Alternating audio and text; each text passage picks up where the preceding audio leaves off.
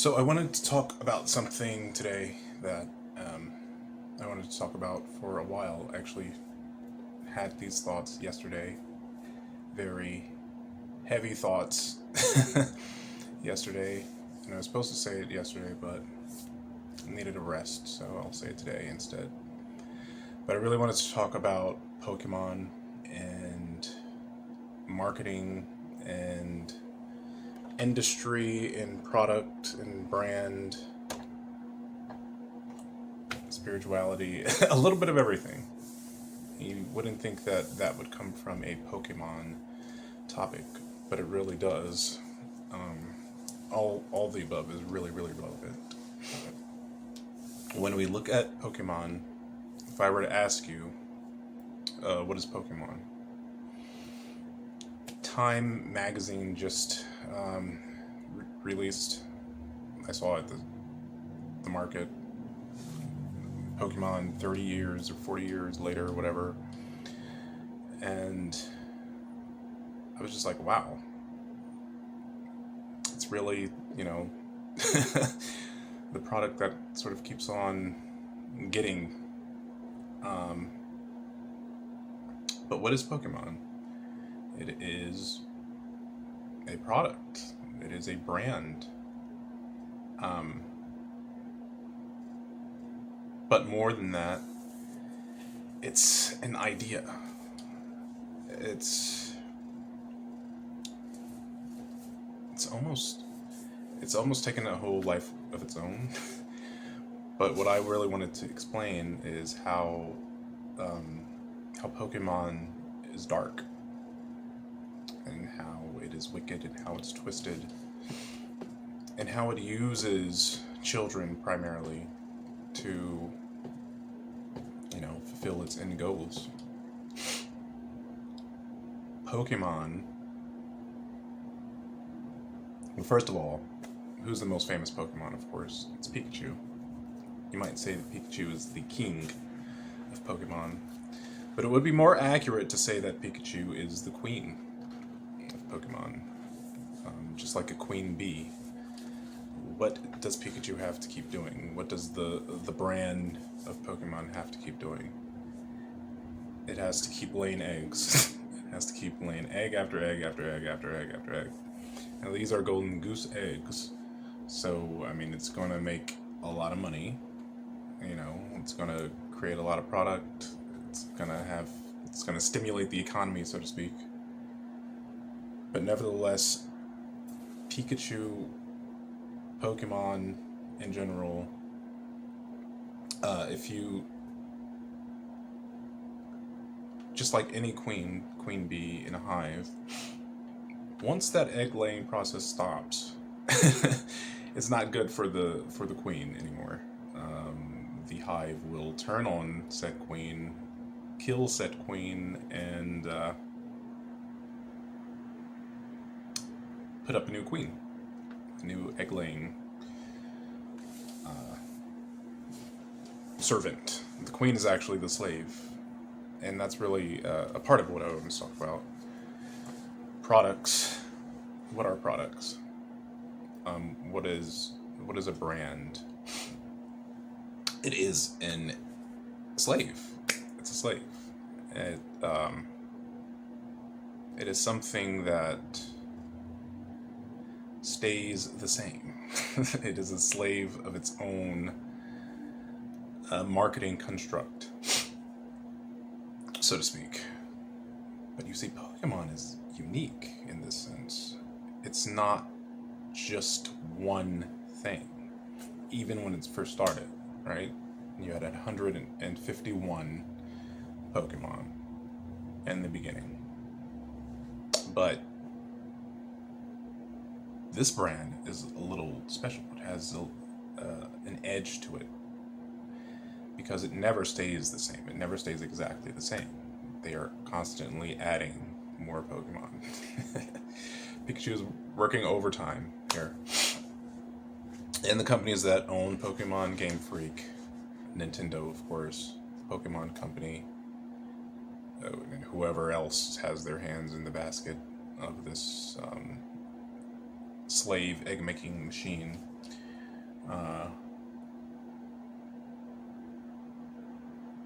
they're all, their aim is to obviously make a lot of money.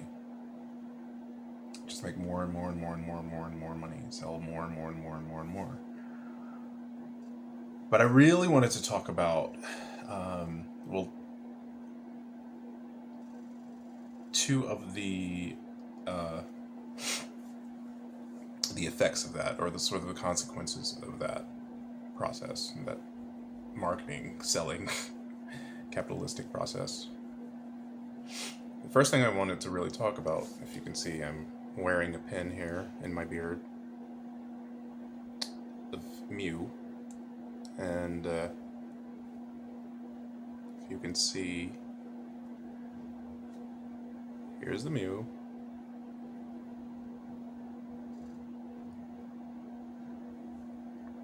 Now, if you look between the legs, you will find nothing there, and you will find nothing every time. Pokemon is about basically animals. It's about nature. It's about evolution. Pokemon evolve. They change.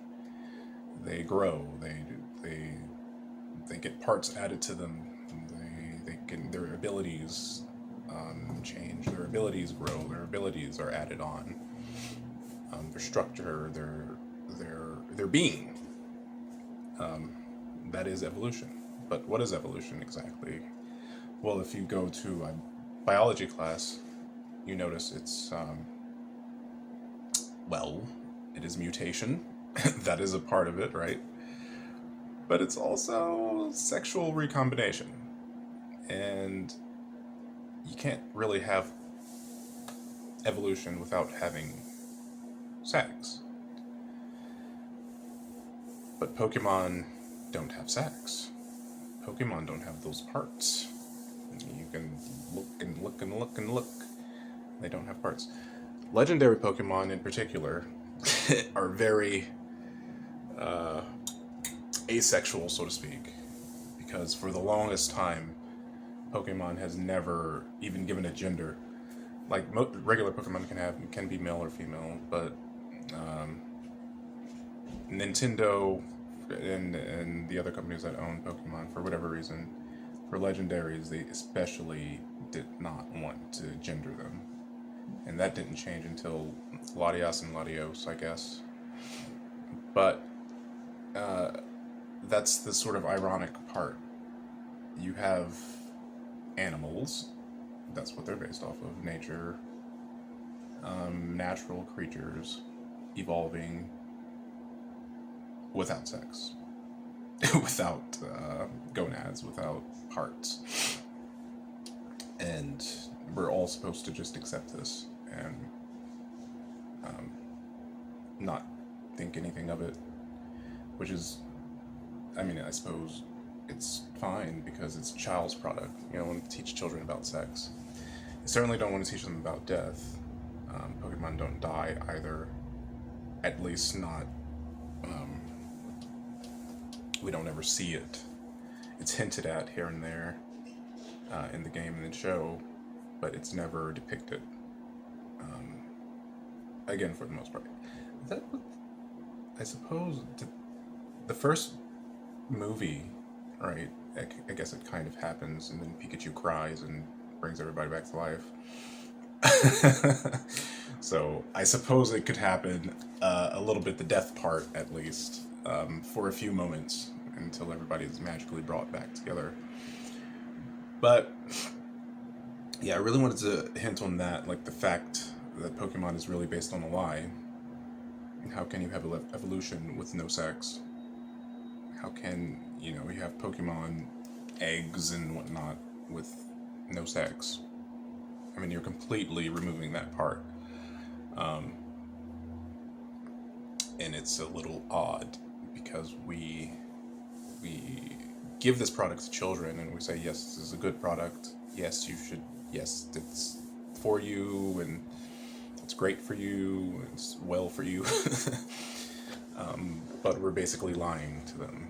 And what is really interesting, because if there was any sexual connotation in Pokemon, I think children and everyone would go crazy. But the thing is, it's like you're lying to them, though. You know what I mean?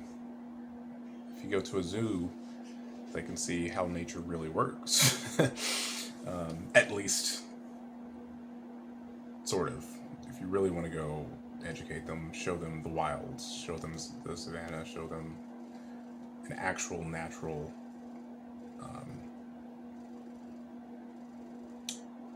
process rather than a humanized process that's built on marketing again. Just but marketing is what? It's lying. And so in order to sell more, you have to take out certain things. Pokemon don't have sex. Pokemon don't have those parts. They can't have sex. They just magically, sort of like the stork, create babies and evolve all on their own without actually doing anything that actually makes that sort of happen. Alright, so we set the stage, and of course, this sort of lying, saying that you can have evolution with no sex. You can, I mean, literally, what many scientists consider a huge part of evolution, sex and death. Those are the two things that are never depicted in Pokemon, or only hinted at here and there. The manga is a little bit more realistic. I remember seeing an Arbok being chopped in half in the manga version of Pokemon, at least. But in general, let's cover our eyes about the realities of the world, and making a child's product, but then also lying to children about how these things work and what actually is involved in these things. While at the same time, the entire actual happening of Pokemon, the whole what they do, what they involve themselves in, not sex. But it's the next best thing, just beating the shit out of each other. And there are a lot of people who may have been vegan who played these games or watched these shows, and it's like, it's a little weird to have these cute little animals beating the crap out of each other. They beat each other until one of them faints. And that's normalized.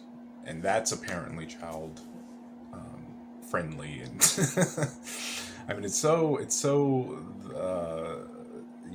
United States versus Europe. In the United States, we love our guns, we love our violence, we love our blood and gore. We love being macho and active and aggressive. But don't you dare talk about sex. Sex is a big no-no. You have to be prude. You can't talk about sex. Sex it's icky. In Europe, at least, it's a little flipped.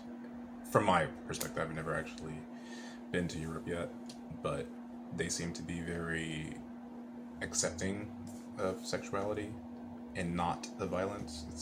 It's the opposite for them. But so it's no wonder that the next best, other than Japan, next best place for Pokemon to thrive for real is the United States. But it's thriving all over the world, frankly.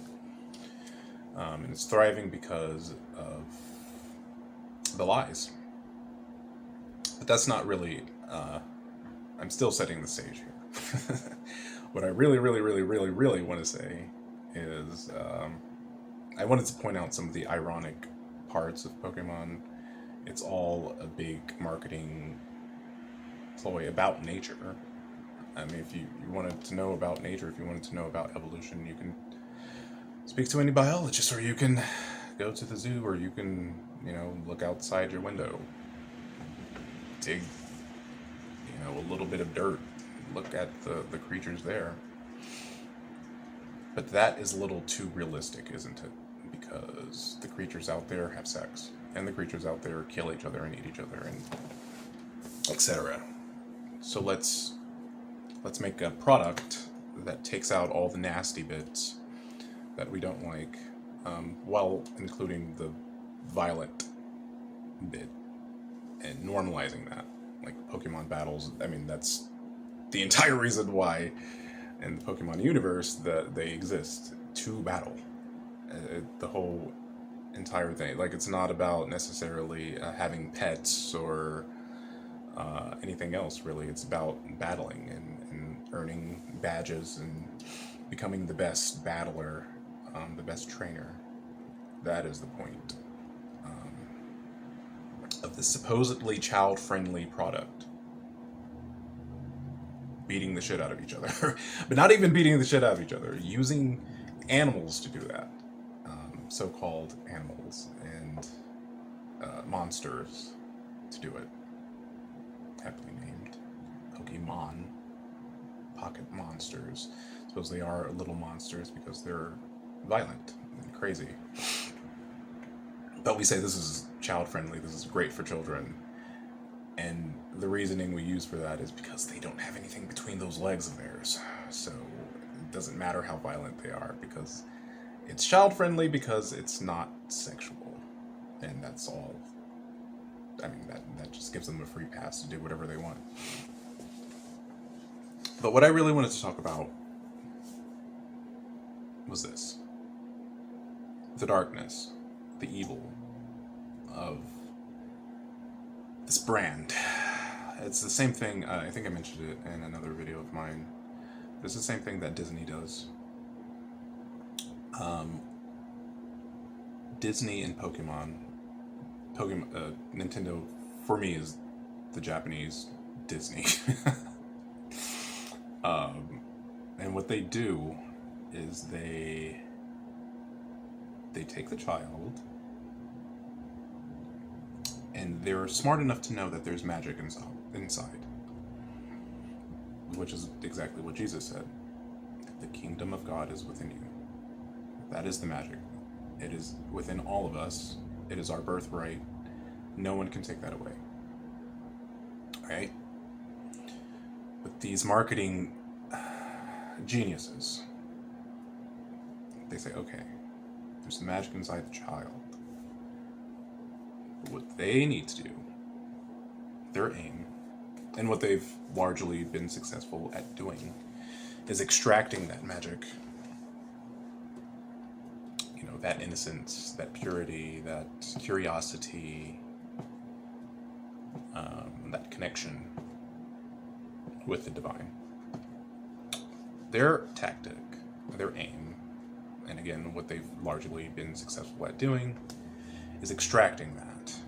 And they do this in various ways, but one of the main ways is for them to create product, to create plastics, to create brands. And like I said, brands are static for the most part.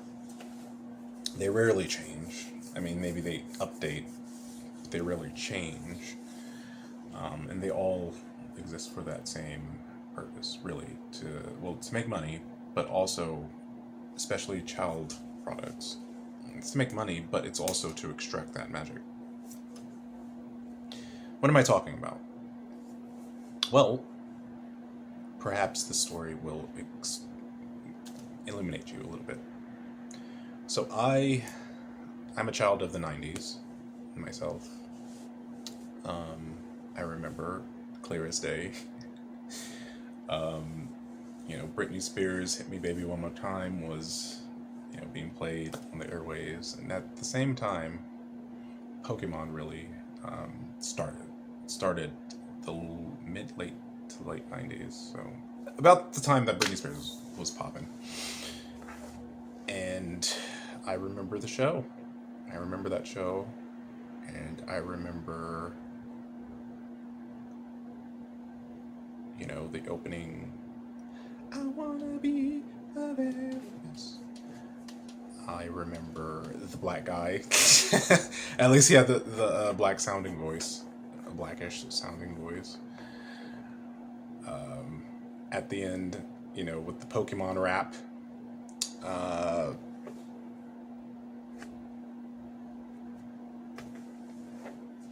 and I was, of course, I was hooked. I was hooked. As was every other child. If you remember that time, maybe other millennials could, but you went to school around that time. If you didn't know Pokemon, you did not exist. I mean, perhaps what was it really popping? I mean, the show was popping. The video game, of course, was popping. If you didn't have the video game, if you didn't have a Game Boy Color or whatever, it's like, okay, you could scooch by with that because maybe you can, play your friend's game or whatever. But if you did not have those cards, it out with you. You were a complete outcast. You did not exist at all. No one would want to touch you or look at you, or it just wasn't happening around here. You had to get a card. You had to get a card. If you had a collection of cards, Pokemon cards back then, you were the coolest person alive. Everybody wanted to be your friend. Everybody wanted to talk to you. Everybody wanted to look at your cards. So if you didn't have it, you were a walking wasteland. It was just not, oh my gosh. It was 100% of the social capital was Pokemon back then. You just had to get a card. You had to steal a card, you had to beg your parents, you had to buy one, you had to just whatever you had to do, you just had to. It completely dominated the culture back then. Completely. And they were brilliant because they did the show, they did the video game, they did the card. And then, of course, they did everything else. They partnered with McDonald's, they partnered with Burger King. They just flooded the world. Matt Stone and Trey Parker did a great episode on South Park mocking this because they were smart enough and they were spiritually connected enough to know there's something here that's just not right. And that's what I'm sharing today. So many years later, but sometimes it takes a while for you to figure out, oh, maybe that wasn't such a great thing. My brother, my wonderful, lovely brother, he, for Christmas that year, brought me a whole binder and a bunch of packs of Pokemon cards. And I was like, oh my god, this is the greatest gift I could ever receive, ever in my life. But it was actually the worst. But,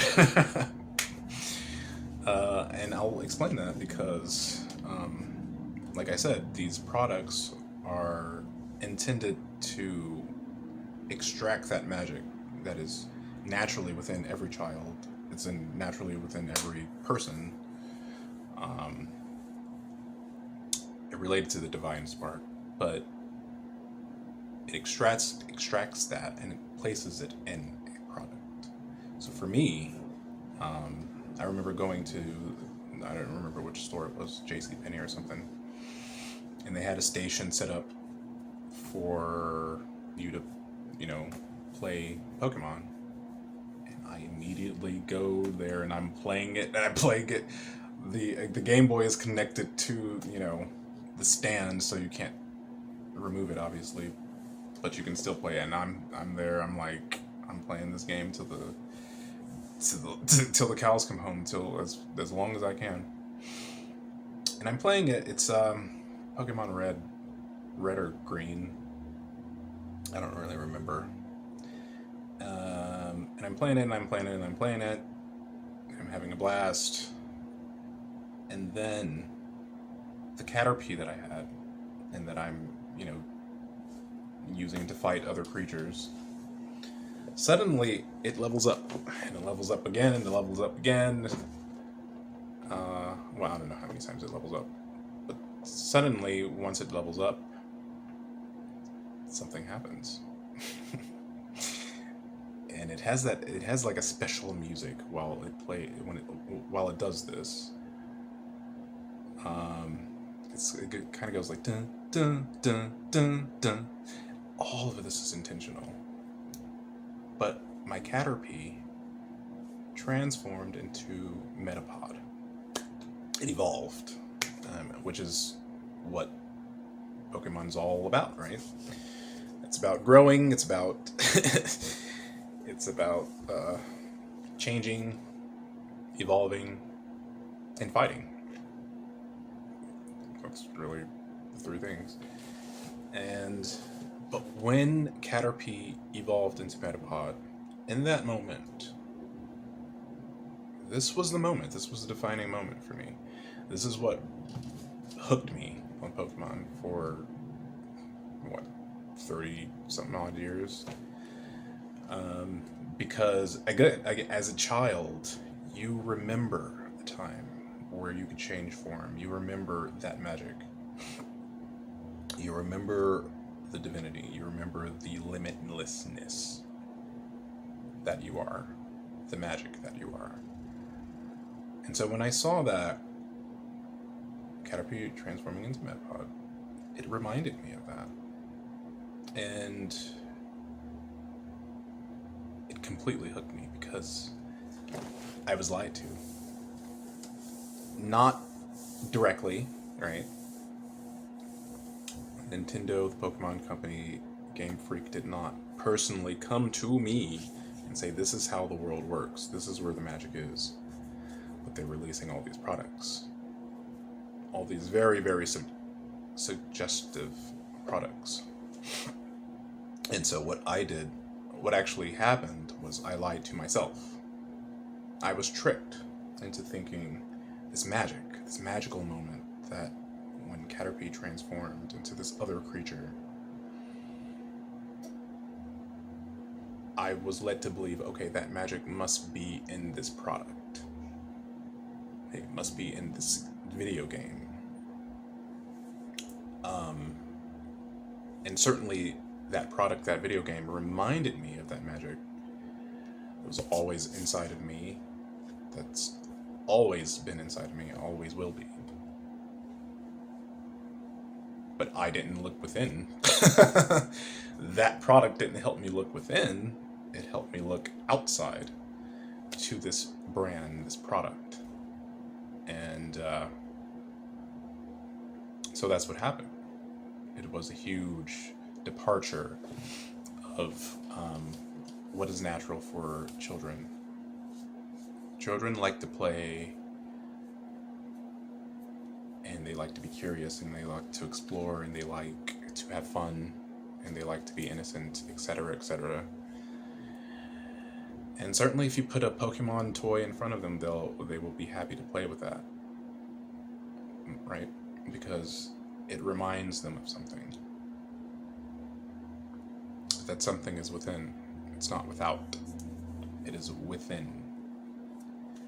But for me, in that moment, it became without. It became external. And I was hooked. That evolution hooked me completely. Completely. And this is something that happens, again, all over the place.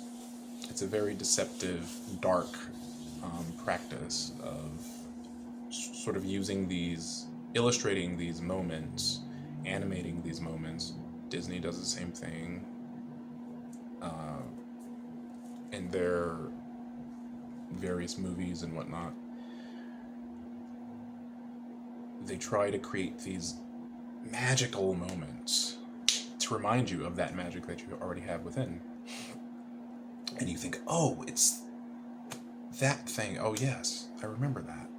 And you love these moments. And so you love these, which in turn causes you to love these characters, which in turn causes you to love the brand, which in turn causes you to love the company, right? how many Pokemon fans don't like Nintendo? How many Lion King, Snow White fans don't like Disney? Right?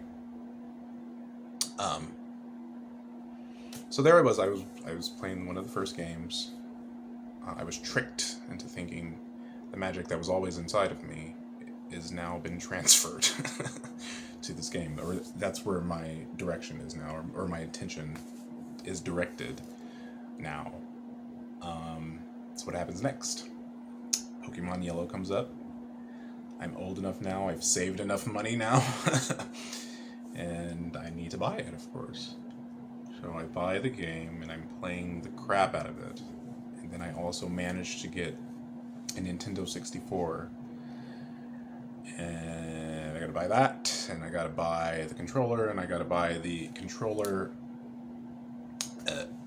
part that connects the Game Boy color cartridge into the back of the controller so that you can play now the game on your full screen TV, and you can connect it to Pokemon Stadium, which is something else that I bought. And this is what happens. They make you fall in love with something, and you're buying everything under the sun under that brand name. Chasing after that magical moment that happened one time, or maybe a few times. Chasing after that magic that always was inside of you. It's always been inside of you, but you're looking for it elsewhere. How interesting. And we say this is one of the most successful brands and one of the most illustrious, the most high valued. And I'm realizing these things, and I'm like, oh, I don't know. I don't think it's so high valued anymore.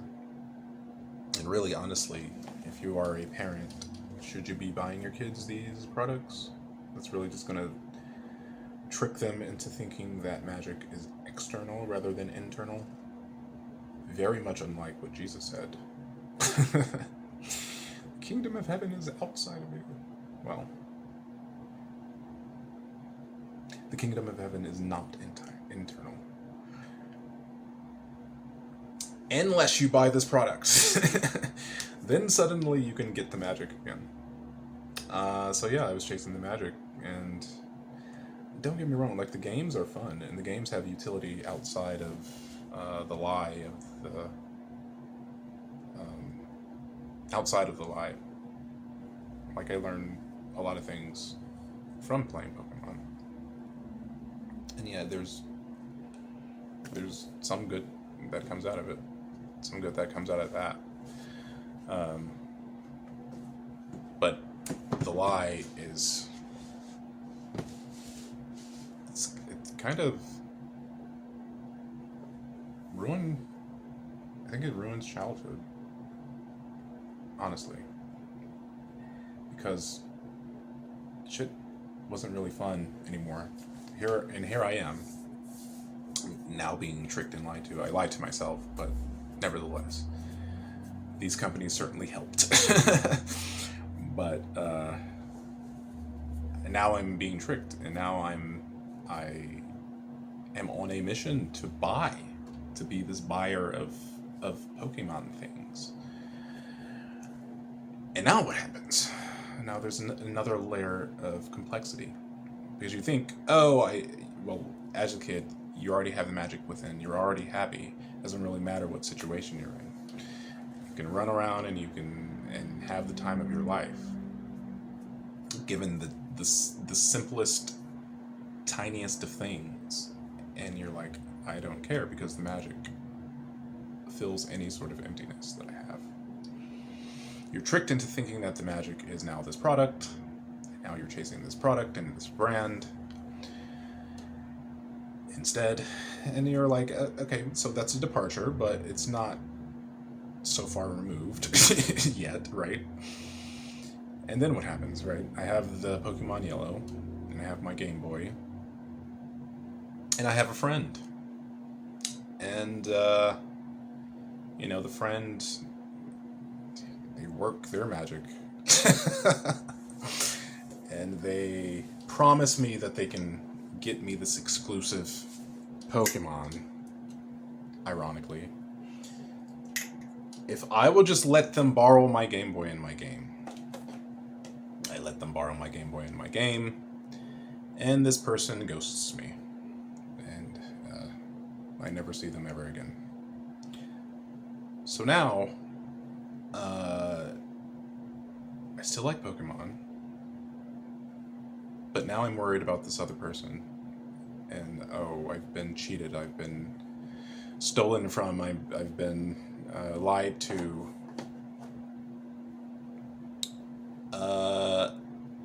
Which is again another departure, another added layer of complexity, another removal of that magic that is naturally within all of us. Now it becomes a problem because this person did this thing. They stole from me. They tried to take my thing.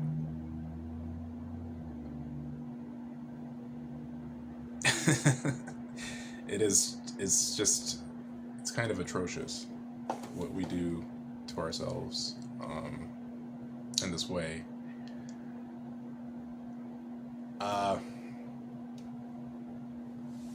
And then you go on and on, right? But now you have this chip on your shoulder. Now you're looking over your back, and certainly with the cards that I started collecting, the same thing would happen, right? Card stealing and tricking kids out of cards, saying, "Oh, well, this card is actually more valuable than that card. You should give me that card." That has happened to me many a times. But I mean, there's no one to blame but yourself, of course.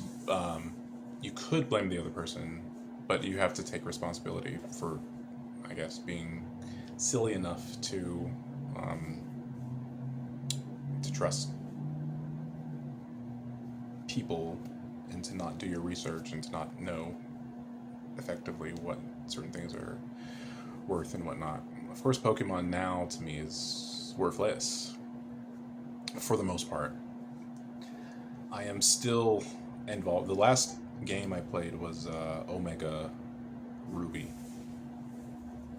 And then I just said, it's too much. It's too many Pokemon. It's not the same. It's changed too much, blah, blah, blah, blah, blah.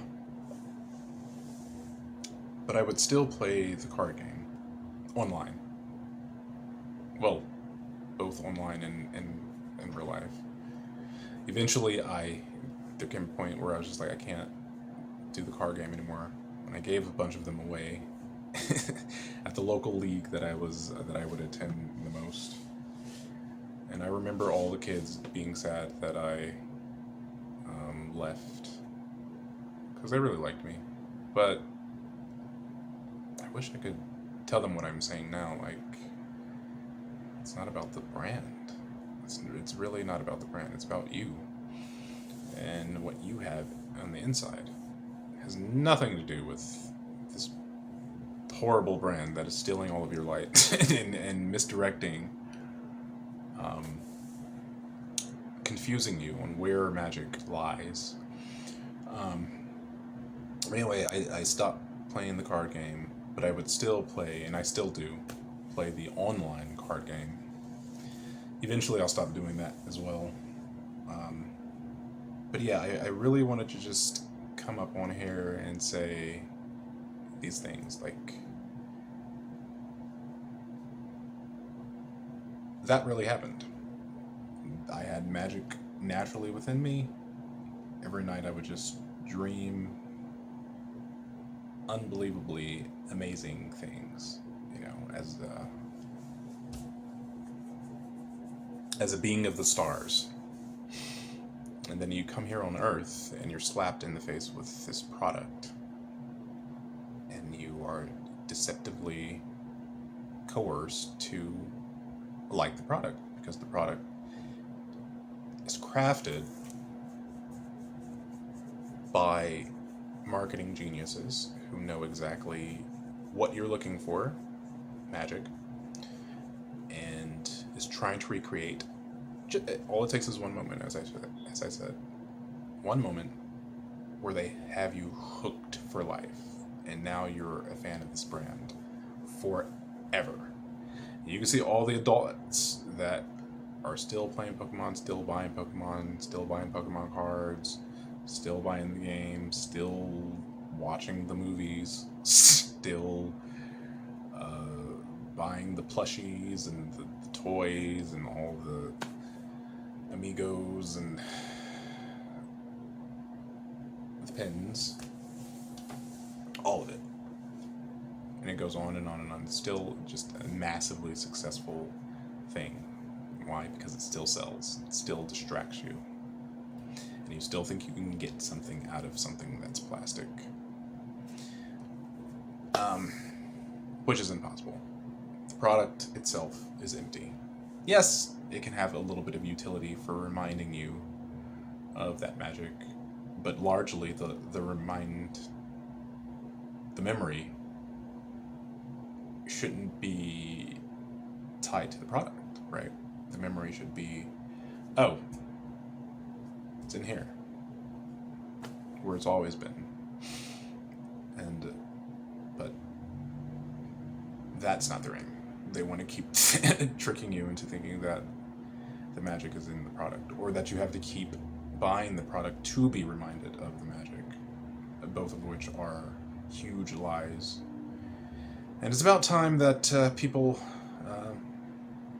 come and see these things. I don't suspect Pokemon, the brand, to exist on this planet for very much longer, because people will start realizing these things and start waking up and seeing, oh, this is actually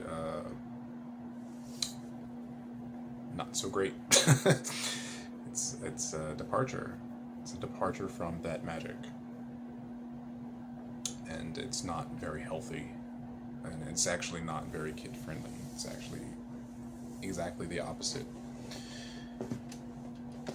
If you want to be real to a child, show them nature. Show them how nature is quite brutal. It's not going to clean itself up to be presentable to a child. So yeah, I mean, there's more to say for the most part. I didn't want to make a history of or go really into detail about Pokemon itself. I really just wanted to talk about those things that people don't really hint on or don't really touch upon. And that moment, you know, when Caterpie evolved, they got me good, but they no longer have me. And hopefully, even though I know it's inevitable, it will happen. Pokemon will die, just like the Beanie Baby craze. There was a huge Beanie Baby craze during the 90s as well. And then that bubble popped. The Pokemon fandom, the craze, the marketing, the brand itself is just a large bubble, because it's based upon that lie that I just explained in this video. And that bubble will pop, and it will become nothing, and people are going to be like, wow, don't you remember how big this was, and blah, blah, blah, blah, blah. No. It's a walking dead man. Bye, Pikachu.